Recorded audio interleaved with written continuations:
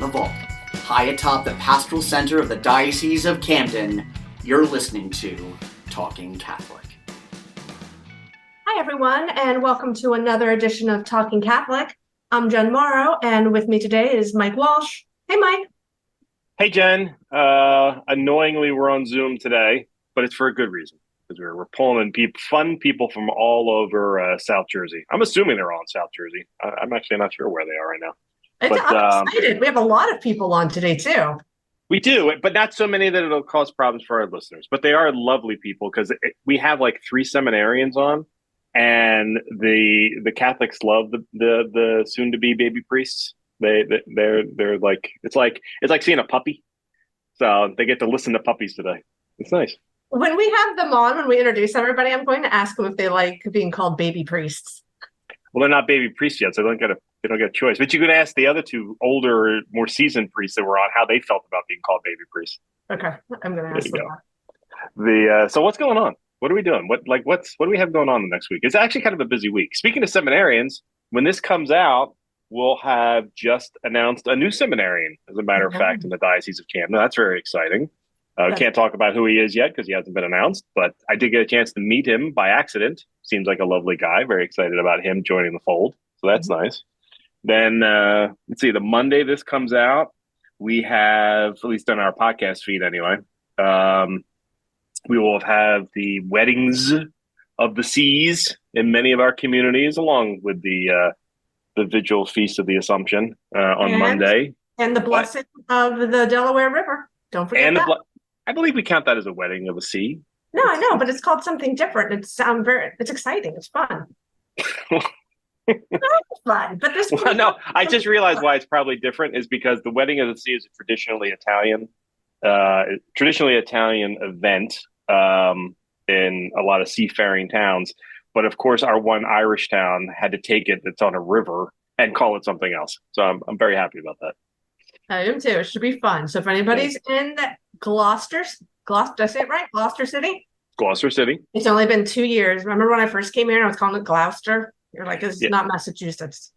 That's right. Anyway, around, I think it's 6:00 in Gloucester City along the Delaware River and St. Mary's Parish. They're going to meet around the area and process down and bless the Delaware River. And then there's going to be artwork displayed that kind of details the history of the area and the river itself.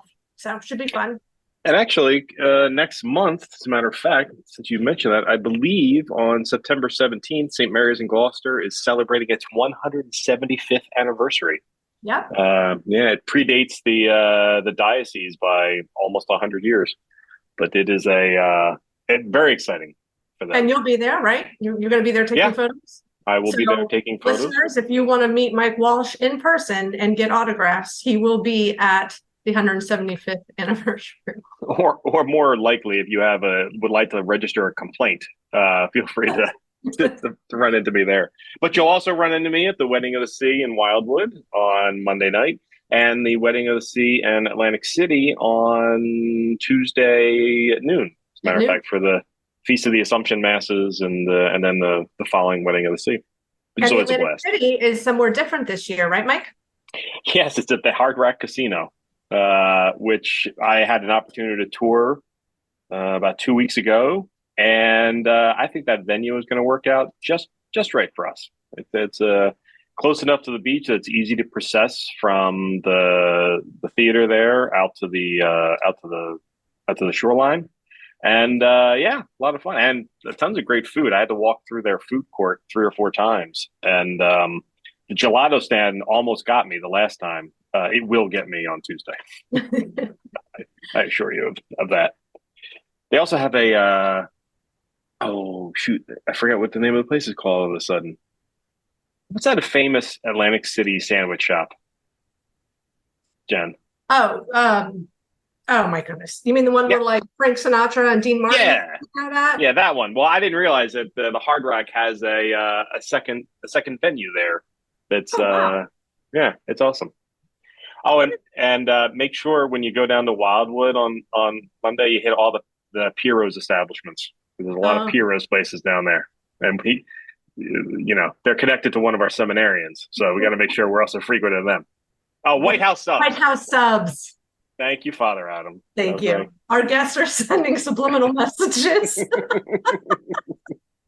Love it.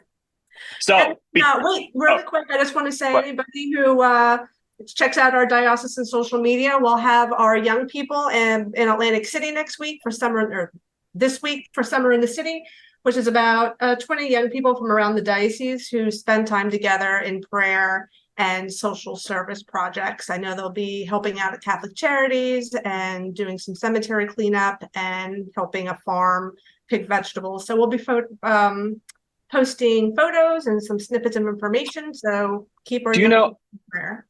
Do you know if they're picking vegetables or are they gleaning vegetables? Are they what? Gleaning. Gleaning? I don't know what that means. You need to read your Bible, Ms. Morrow.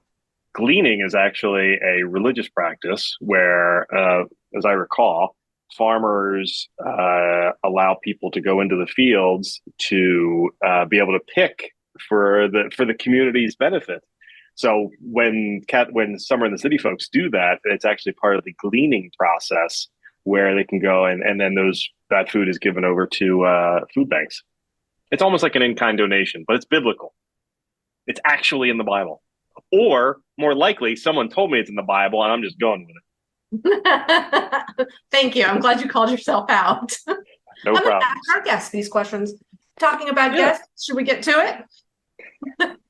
Okay, the commentary that's going on underneath this video stuff is fantastic. I wish our listeners could see it. Yes, I believe we need to invite our guests on because they had a fantastic trip to World Youth Day, which is, I don't know why it's called World Youth Day because it's actually World Youth Week. But they had a pilgrimage to Portugal, Lisbon, and Fatima for the World Youth Day festivities, and two of their priest leaders are on the podcast with us today, and three of the seminarians. So, Jen, who do we have with us today? Okay. Today we have Father Adam Cichoski, who is the Diocesan Director of Vocations, and he's also the Rector of the Cathedral of the Immaculate Conception in Camden. Hi, Father. Hi, Jen. Thanks for having me. We also have Father Josh Nevitt, who is the Associate Director of Vocations for the Diocese. Hi, Father. Hey, Jen. We have our transitional deacon with us, and that is Ricardo Cruz. Thank you very much for having me. Hello. And then we have seminarians with us. We have Thomas Piro. Hello, Tom. And we have Jen. And we have Nickolas Naticchione. Hey, Jen. How you doing? Did I get that one right? You did. Very impressive. Mike Walsh. 1, 2, 3, 4, 5 out of 5. The funny part was you got Camden wrong and you got associate wrong. But I appreciate the fact you didn't. This time you got the names right and the other stuff wrong. What do you mean? You said Camden. You said Candem, which is, for some reason, people around here always invert the N and the M, and I will never understand it. But it's a classic thing. I'm not going to say anything. I'm just going to give you a look through this screen, and my eyes are going to narrow. I respect that. So, Father Cichoski, is it normal to refer to young priests as baby priests, and is that a beloved term? Yeah, I know. I heard that term a lot, and it kind of like, the first couple of times you hear it, it's funny, but then it does get old after a while. But baby priest, that's pretty much what we are. I mean, probably all priests are babies in that sense, that we're very needy and. But I think that's a good description of it because you are really kind of learning how to walk. So, I mean, it does make sense, but I can see how guys could take offense to it. And technically, I guess we're baby priests for a while. So I only hear it once or twice anymore. Not a lot of people use it. So thankfully. That's Mike. Yeah, just me. Well, that's because Father Adam and Father Josh are so youthful in their young priesthood. How about you, Father Josh? Are you okay with the terminology of baby priest? No. Okay. But Father Adam and I are both because there is like a peer group for the priests ordained 5 years and less, and Father, I'm ordained 5 years now, and Father Adam 6 years. So we've both graduated from the baby priest group, and we are now toddler priest. Careful, that may stick. I like may not that. be able to forget that. I like that. So, so Fathers Adam and Father Josh, would you like to give listeners so what is World Youth Day, and why is it more than just one day? Yeah, World Youth Day was started by Pope John Paul II in the 80s, the mid 80s, and he had a vision of bringing young people from all over the world together. That was one of John Paul II's great legacies in the church was the love of young people for him and his love of young people from the time he was a young priest. He worked with youth, and he brought that into his papacy. So now World Youth Day is actually celebrated every year. Most people don't realize this, but it's celebrated every year on Palm Sunday as a World Youth Day. But every 2 to 3 years, it's really becoming 3 to 4 years as the event is getting bigger. But every few years, they have the international celebration of World Youth Day, which was held this year in Lisbon, Portugal, as you mentioned, Mike, and we just came back, and that's a gathering of young people from all over the world to come together. The days celebrated on the off years are usually just celebrated in the dioceses, and a diocese is encouraged to have activities related to that.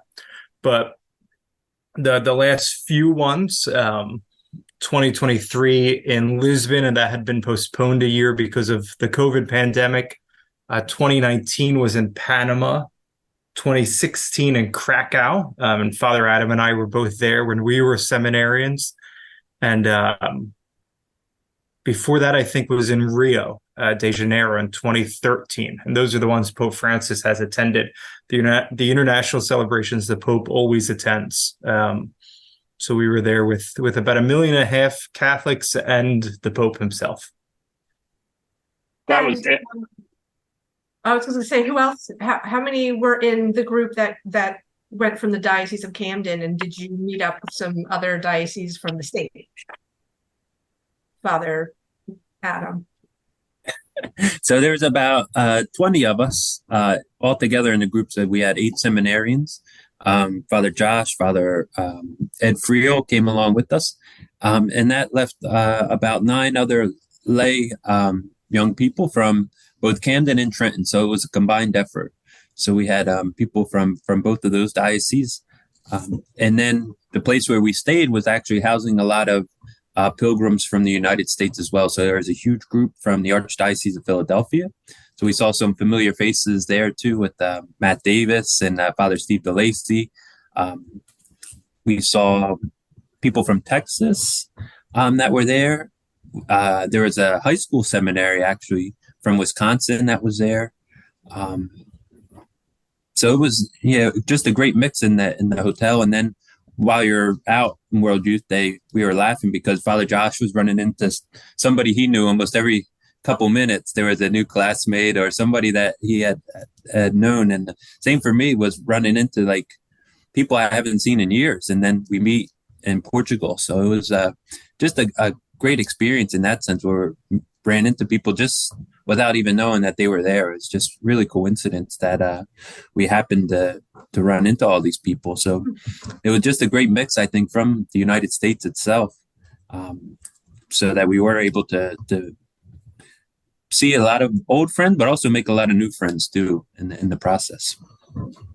And our seminarians as well. I think we walked in and we were in the airport, and I remember Tom and Nick, who were both on the podcast, were pointing out some of the guys they knew from the seminary at St. Joseph's in Dunwoody. They're saying, oh, there's that guy, there's that guy. They were running out of line to go say hi to them and stuff. And I actually sat next to the seminarian on the way back in the flight, which was funny. Wow. Yeah. So was that plane when you flew over to Portugal mainly full of World Youth Day pilgrims? Yes. World Youth Day pilgrims and the poor few people who planned a trip to Lisbon without realizing that the Pope and 1.5 million people would be there. Oh no. That was fun to explain to them. Yeah, you could see them on the line, and they kind of look like, "What the heck is going on? Like, why are there 500 people in line for TAP Airlines on a Sunday night?" Priests and nuns included. So we talked about how World Youth Day is a pilgrimage, and so it sort of culminates in this mass. But there's actually a lot to it. So for our listeners who weren't aware, while our seminarians were overseas, every day they were sending back about 100 words of detail, some less, some a lot more. Some folks got very verbose in how they were explaining what was going on that day. It was beautiful. The only problem was for the editor had to put all that stuff together, which happened to be me. But they at 10:30 at night, I know it's poor me. The hurdles I have to leap. And the other editor had to go through them all and whittle them down into 1,000 words for 2 pages in the Catholic Star Herald. Yeah, but I was worried less about her because I took the first crack at it. But so if anybody would actually like to go through them and see the photos and hear and read what they had to say, all that's available most collectively on our Facebook pages, on our Catholic Star Herald Facebook page, where you can also find a gallery of all the photos that they took while they were there. But we thought it would be a good idea to have them on and sort of talk about their personal experiences. But before we ask them their one question, I do want to go back to Father Josh for a second and just ask you. So it is a pilgrimage. There are several days of this. So what were the days leading up to the finale of World Youth Day? Like, what happened each day? Yeah, what happened each day? World Youth Day usually follows a similar schedule each day. So Tuesday night, there's always an opening mass, and they use 2 main locations for these international events. What are they called? Does anyone remember what they called the first one? Park Edward VII. But they like gave new names to these parks. So there's we have, I don't know, the Parkway in Philly, but then they would call it something like the Parkway of Joy or something like that. But there's the opening mass celebrated by the Cardinal Patriarch of Lisbon. The Archbishop of Lisbon is called a patriarch on Tuesday evening, and that's really the big kickoff to World Youth Day. Then Wednesday, Thursday, and Friday, they have these, they called them Rise Up sessions, but they're catecheses, and they're gatherings of the young people in various languages and various venues throughout the city, some in churches. Ours were done in a park that they had set up a big stage and everything. And usually it's given by a bishop. So they have, and the mass in that language takes place there in those venues. So that was on Wednesday, Thursday, and Friday. On Wednesday, our group also made a pilgrimage to Fatima and to Santarem, where a Eucharistic miracle had happened. The Pope arrived on Wednesday, but he spent most of Wednesday doing his civil visits to the President of Portugal and Congress and things like that. Then Thursday evening is the welcome ceremony for the Pope after the catechesis. Friday evening, there's always Stations of the Cross with the Pope in attendance. And then Saturday is really the big day of pilgrimage. So to accommodate really 1.5 million people, they're not all at these other events. They usually have a bigger venue on the outskirts of the city. And they called this venue Campo de Graça, the camp or the field of grace. And there was a huge stage there. That's where 1.5 million people all gathered on Saturday. So we spent Saturday in the day making our way out there. There was a vigil ceremony with the Pope on Saturday night, and that includes a speech from the Holy Father and Eucharistic adoration. And then the pilgrims, for the most part, camp out there Saturday night in sleeping bags and on mats and everything right under the stars. And then it concludes on Sunday morning with the Mass with the Holy Father, still in the same place. So he got to go home that night and sleep in his nice bed wherever he was staying. But then he came back on Sunday morning, and they called it the Mass of Missioning, because the idea was everyone who attends World Youth Day is being sent on mission back home to bring what they've received back to their home countries and dioceses.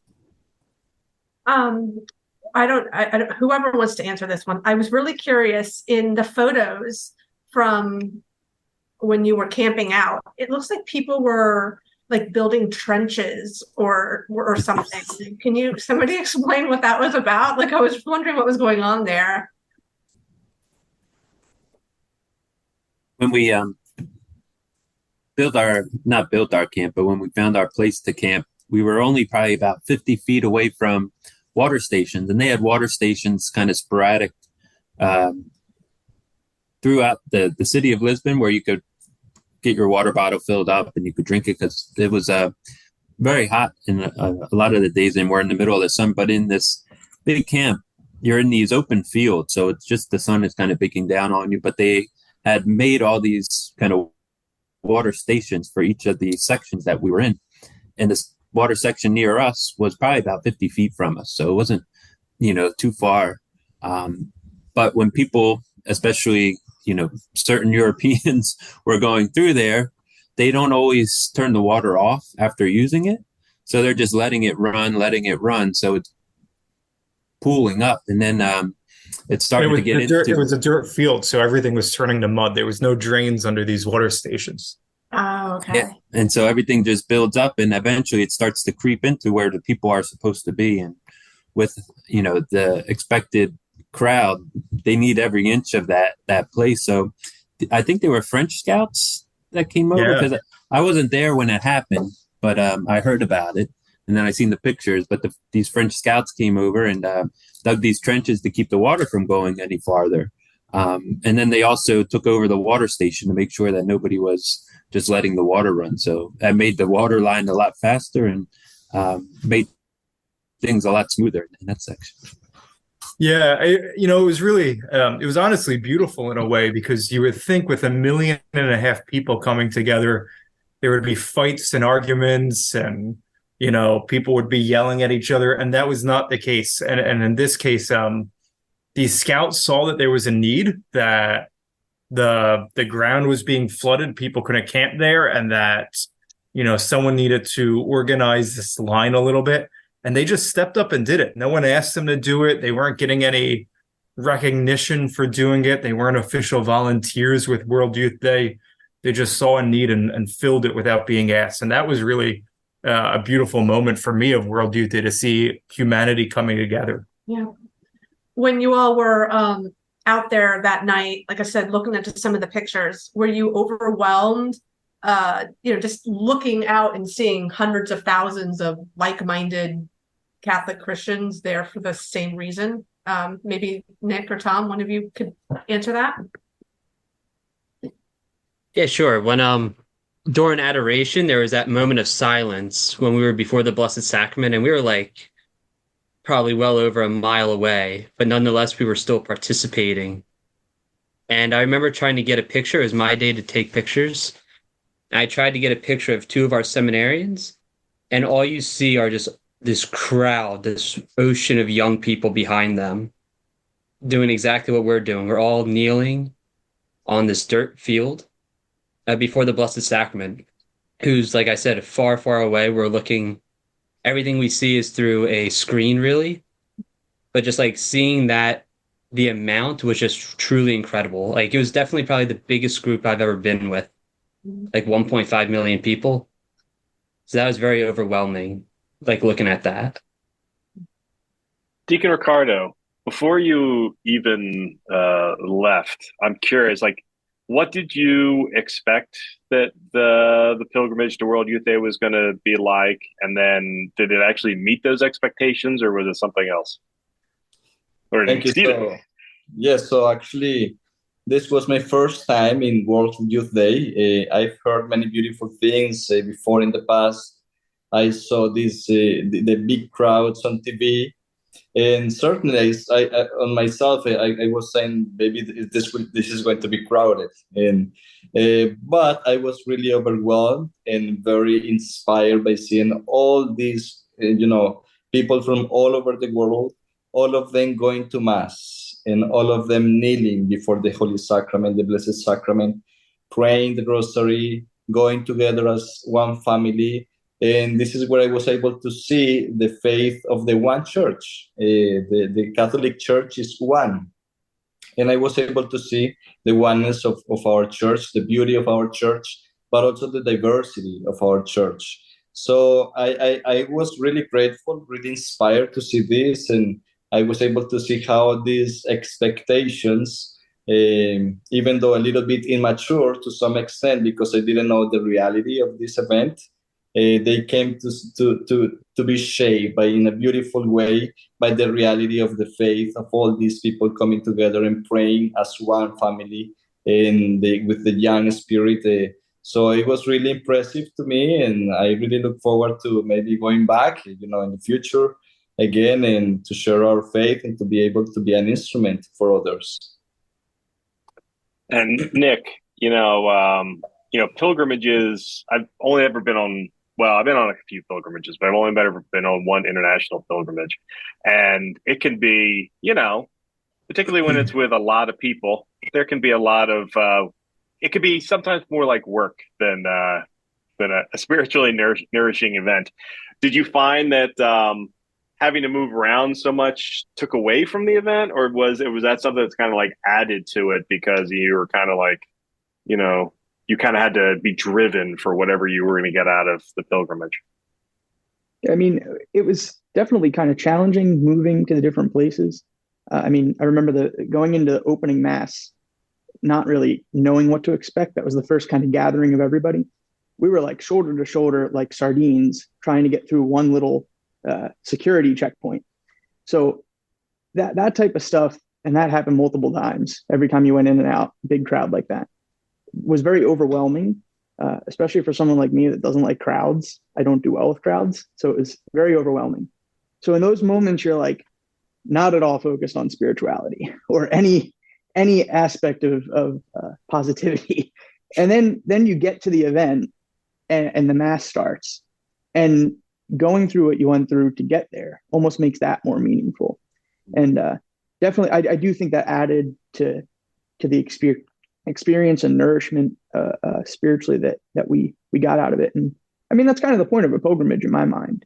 It is a sacrifice, and it's something that kind of we go out of our way to do to get to something holy. So the journey, as difficult as it might be to going to each of these events, definitely contributed to the beauty of the events themselves. Now, famously, when you guys will attend these events, you're dressed, in your normal attire. Father Adam and Father Josh, I saw, were in full collar. Pants seemed to be more of a sort of catch. Some were short, some were pants. They were look comfortable, but it was almost 100 degrees, Mike. I was gonna say collars and shorts look good in that weather. But for the seminarians, I noticed a couple of times you were wearing seminarian T-shirts. That seminarian on the back of that. Now, every time I see you guys out and about and you're wearing your seminarian stuff, people seem to flock to you guys to be able to touch a soon-to-be baby priest. Tom, did you find that walking around in your seminarian gear made you pseudo-celebs? Were you getting a lot of attention because of that? Yeah, people would definitely come up. Like, I was walking. It's when we were in the camp. It was right before we had the vigil. So we got there at like 3 p.m, and I started walking around with the 3 other seminarians and a few people from our group. And I was wearing the seminarian shirt. And as I'm walking, I kind of was talking to somebody else, so I was kind of behind the group I was with. But then this girl from, I forget where, like Slovakia, came running up to me, and she's like, "Your shirt says seminarian. What does that mean?" And I'm like, I said, "Oh, it means I'm studying to be a priest." And she was like shocked, because she was like, that's what she thought it was. Her English wasn't the best. And she and I just started talking about it. And then I met another group of people from Texas that were seminarians as well.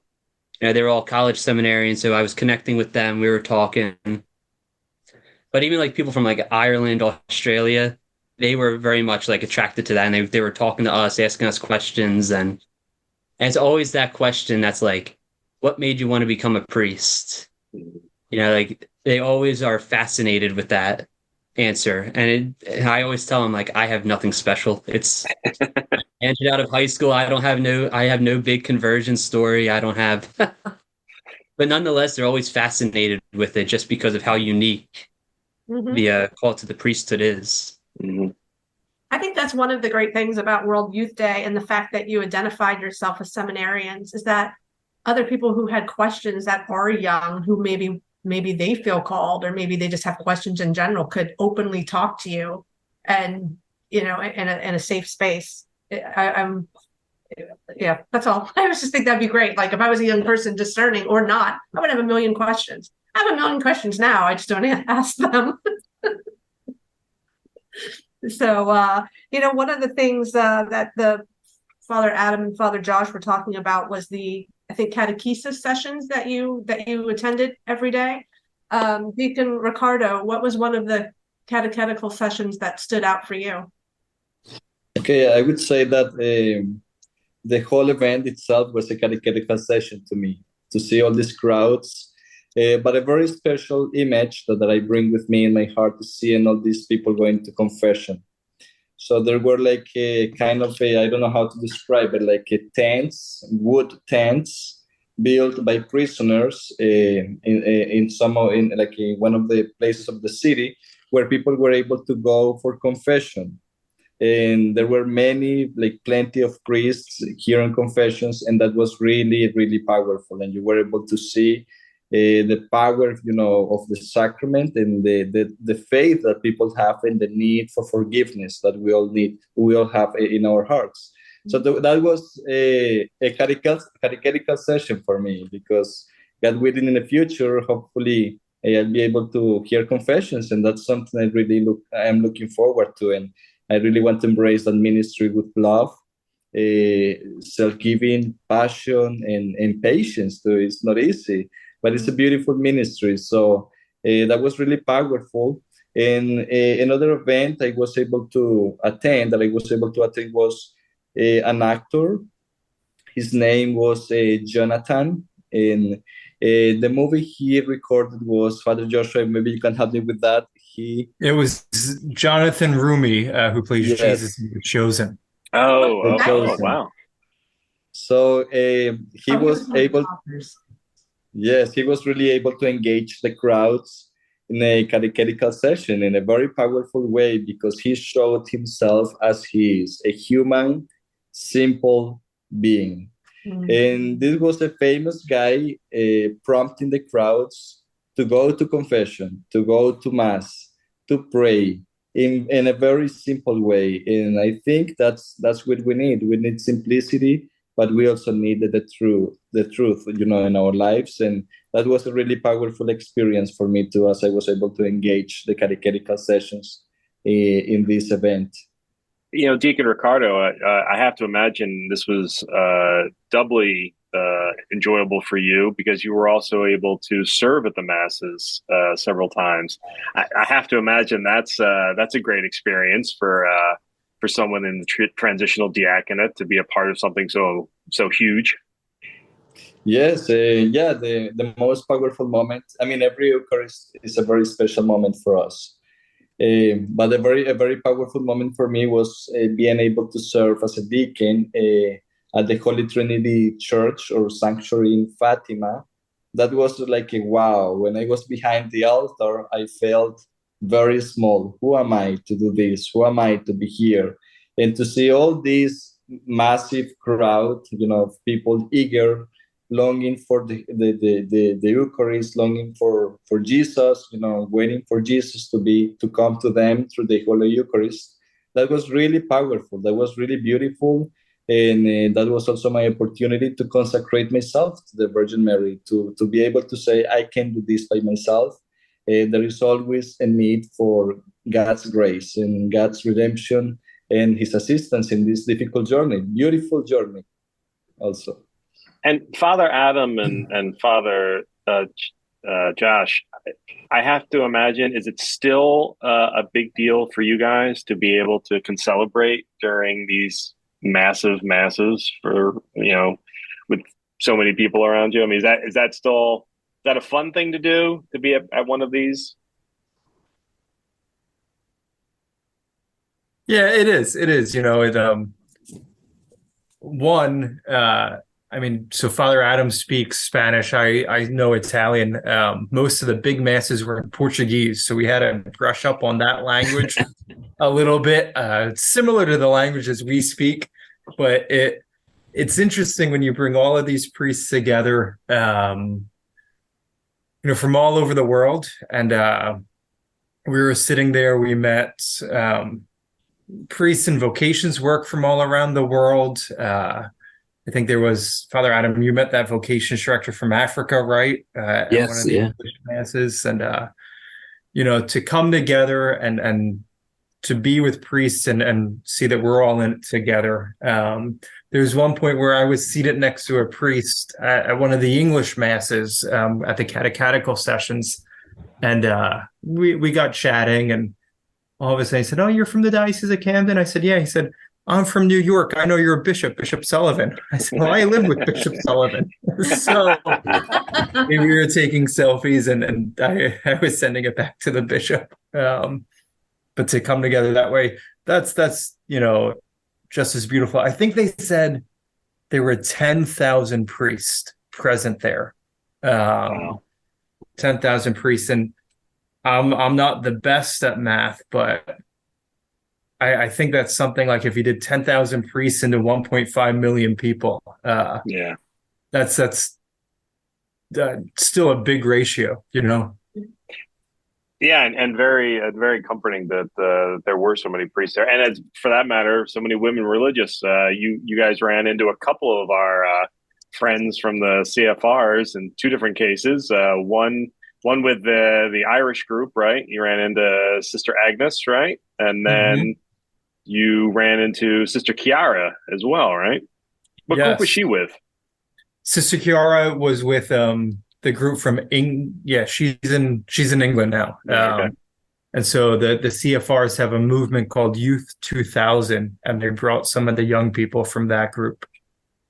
Oh, that's wonderful. So let's talk a little bit about Fatima.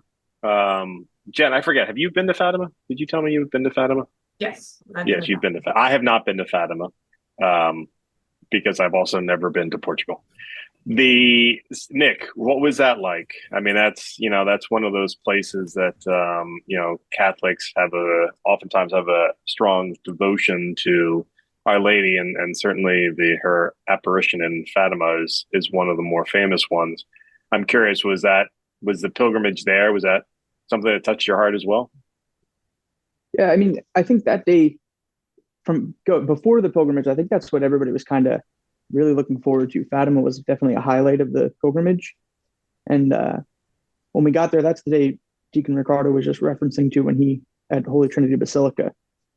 So we got to be part of a mass there, celebrate mass. That was one of my favorite masses that we went to during the pilgrimage, because I don't know, we were in a church. That was the only time, one of the few times during the whole week that we were in a church, which I don't know, that's just a different atmosphere. Sure. But yet it's still, that church in particular, like, shows how important it is where you are and the importance of the place.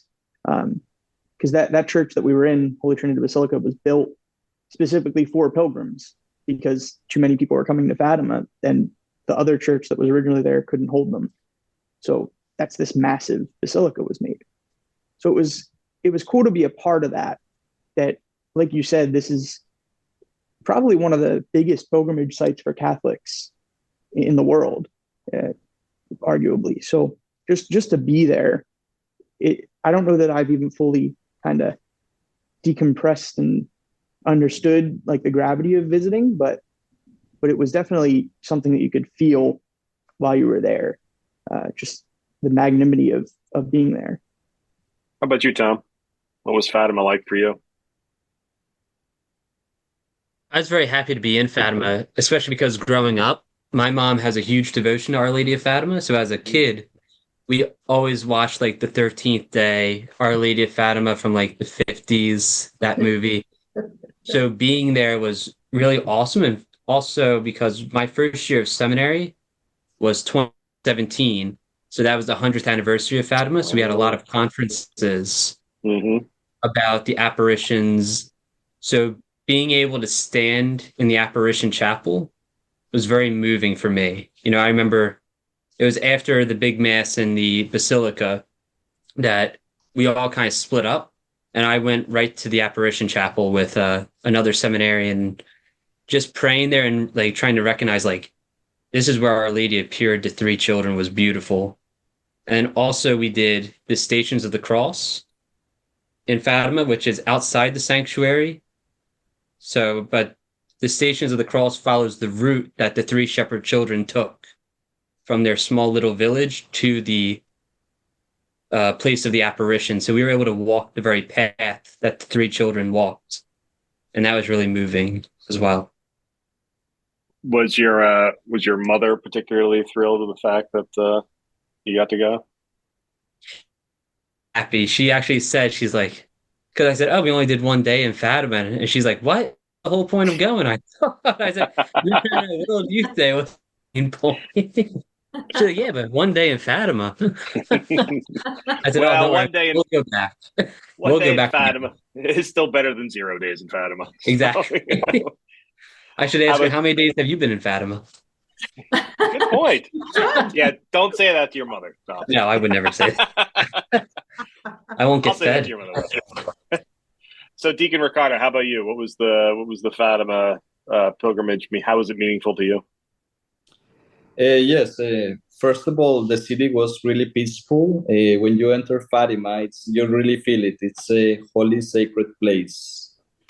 And as we were praying the way of the cross, close to the sanctuary, something beautiful happened. So as we were getting ready to pray the 14th station, a very gentle breeze came upon us. And I said, this is like the gentle touching of the Blessed Mother coming to us also. And that was really beautiful, really powerful, and being able to be there and walk the way the three shepherd children walked, that was really powerful, beautiful. And there was a kind of a very special silence in the sanctuary and all over the place, even though it was crowded. Not very crowded like in the city in Lisbon, but there was many people. There was still that sense of prayerfulness, meditation, reflection, and being able to experience that was really, really nice, powerful. And seeing the main chapel, there is a main chapel there where the apparitions took place. That was crowded, but you were able to see people kneeling the whole time in there, the whole time praying and at Mass, doing the rosary. That was really, really inspiring to see. And you can see that this is real. Fatima is real. The Blessed Mother is talking to us today in many beautiful ways, in different ways. So she wants us to be attentive. And the sanctuary of Fatima is a reminder that she is present to us today in the church, in our lives and society. And we got to be attentive to that. Jen, are these the same feelings you had when you went to Fatima? Did you feel the gentle touch of Mary? I think I mentioned last week, I was surprised when I went to Fatima.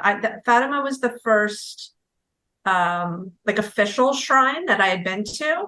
Like I've been on some retreats that were anyway, the biggest one. So I was just surprised. I guess because of everything I knew about Fatima, I knew it would be big, but I was still kind of expecting like this quiet little place, and it's not quiet, and it's not little, it's very large. But absolutely, like once I got over the shock of just how big everything was, grand everything was, then once you sit and just be with yourself and with the spirit, you can't help but feel that something you're among something special and something holy. So absolutely. Yeah. Okay. Switching gears. I was surprised at one thing that came through, my emails during that week of World Youth Day festivities. Something I didn't know about, and I was genuinely shocked by. Which of you people were crazy enough to sleep out the night before in the park? Because I've been dying to know this. I want to know who the lunatics are. All right, so Father Josh is lunatic, Father Adam's nuts. Who any of the seminarians crazy enough to sleep out there? No, that's right. You guys are bright. Not these seminarians. So, to explain to me the purpose of and why you camp out in apparently not even in a tent, just under the stars. Just under the stars. You have to move 1.5 million people, and the World Youth Day in Krakow, that was 2 million at the closing mass. I think the largest one was 5 million in the Philippines at the closing mass. So the easiest way to do it just is to have everyone sleep out. We were very lucky. Our hotel was only about a half-hour walk from where this closing mass would be. For others, they were walking like 10K or more to get from their place where they were staying to the park. Wow. So the company that took us, we went with 206 Tours. They had initially planned for us to go back to the hotel that night because of how close we were. And as Friday and Saturday went on and we came to see some of the security restrictions that would be in place, especially for the priests, we had to be in our places to get our vestments by 5:30 a.m. and to be in our places by about 7:30 a.m. So some of our group decided they wanted to camp out, and we weren't even prepared for it. But our tour guide brought us to a European sporting goods store where we all bought sleeping bags and tarps and blow up pillows and everything that day. So we really decided kind of last minute, those who did sleep out, we decided on Saturday morning that was what we wanted to do. Was it comfortable? I mean, sleeping under this, I have slept under the stars. It can be a wonderful experience. I've never attempted to do it when the daytime temperature is 100 degrees. So was it comfortable? No. Did you actually get a decent night's sleep? No. No, Father Adam says no too. Well, one of the best parts, so another great blessing of the trip was they give you these food passes the whole week that you're there, where you can go, and Portugal had a great setup where you go to different restaurants and they would scan this barcode on your credentials and you would have a pilgrim meal. But for the vigil, they suspend that for about 24 hours. And to help you, they give you this sack of food. So kind of freeze dried stuff that, will last forever. But there's some good stuff in there too. So, they give you this with the goal of saying this is going to last you for the next 24 hours. So I made the mistake really in Poland when we went, Father Josh and I'm not eating a lot. So the next day I woke up and I was just miserable, and then we had to walk it was probably about 6 or 7 hour walk back to our place. So this time I was eating a lot of the food, which was, not bad. It's not the best. But it was just a great thing. And I started talking about the food because that was right next to our hotel. So we didn't have to walk far to get that to begin our journey. But, doing that kind of, kept things on the up and up for myself. I know, just to kind of stay hydrated and to kind of be smart about it. And, it wasn't something I was looking forward to. So I was happy when I had news that we were staying in the hotel. But then when the option was in front of us, I knew I wanted to take it because it's an amazing experience. And it's something that, where else can you go to sleep and then wake up and be surrounded by a million people that are just, all over the place, and people that are just sacrificing. I mean, you'd see people without sleeping bags, without anything really, they're just on the ground. It's crazy. It was, I was actually, if anything, I was slightly disappointed that there weren't more photographs that came back from that night, because had I been there, I would have shot everything left and right. But because it was kind of brightly lit, but at the same time, it had this sort of beautiful glow to it all. So I'm not shocked that you guys didn't actually get a good night's sleep, but I can absolutely understand why it was such a moving experience. Of course, so it was rocky ground, very rocky. And then I remember they were playing some video about Pope Francis on the big screens until 1 o'clock in the morning. And I kept falling asleep and waking up, and I was dreaming about Pope Francis, and then I'd wake up and I'd see this documentary they had made about him or whatever. That was in English, so I could understand it. Oh, that's funny. And so you also went. It was more than just the seminarians. You mentioned you went with a bunch of lay people. Did they seem to have as powerful an experience as our seminarians did? I think Father they Josh? did. Yeah, they definitely did. And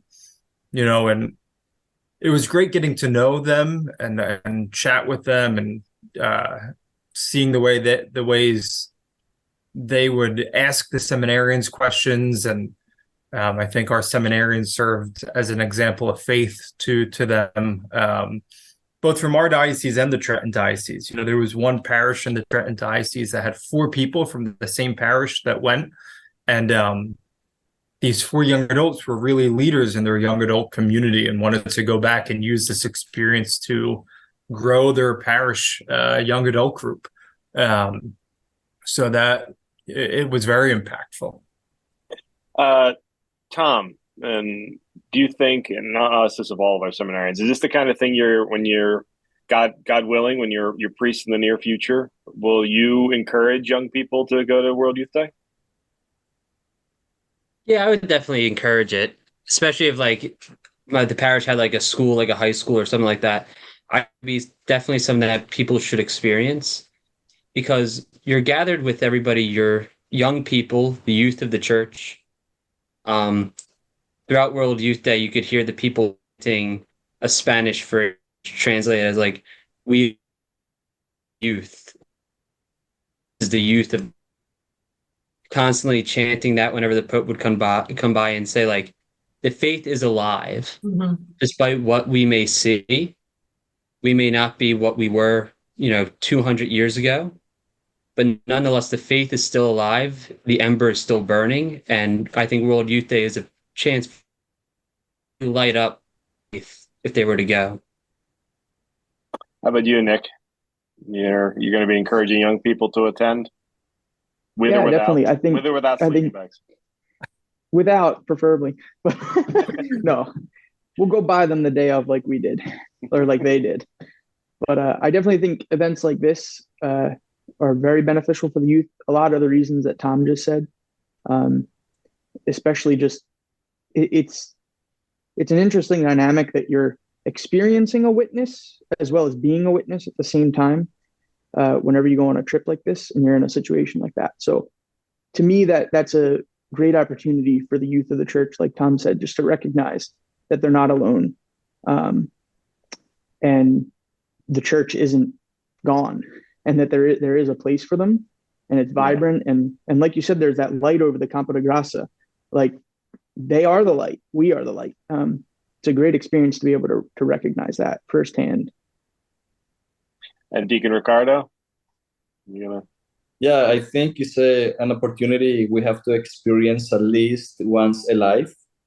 In this opportunity, we're able to see, first of all, the richness of the church, the richness of our faith, the one church getting together. Secondly, we can see how needy we are from the youth in bringing the gospel to the world and going out courageously and bring hope to all of those who are far away from God. So we really need to see that from our own experience. And thirdly, I think it's very beneficial for us to see the love that people have for the church, because the good example, is inspiring to all of us. And especially the young people need to see that today. Mm-hmm. Seeing people like them, seeing, wow, they are going to Mass, they are kneeling before the Blessed Sacrament, they are praying together, they are walking together. And young people need to see that. And unfortunately, their faith remains futile because they don't see it.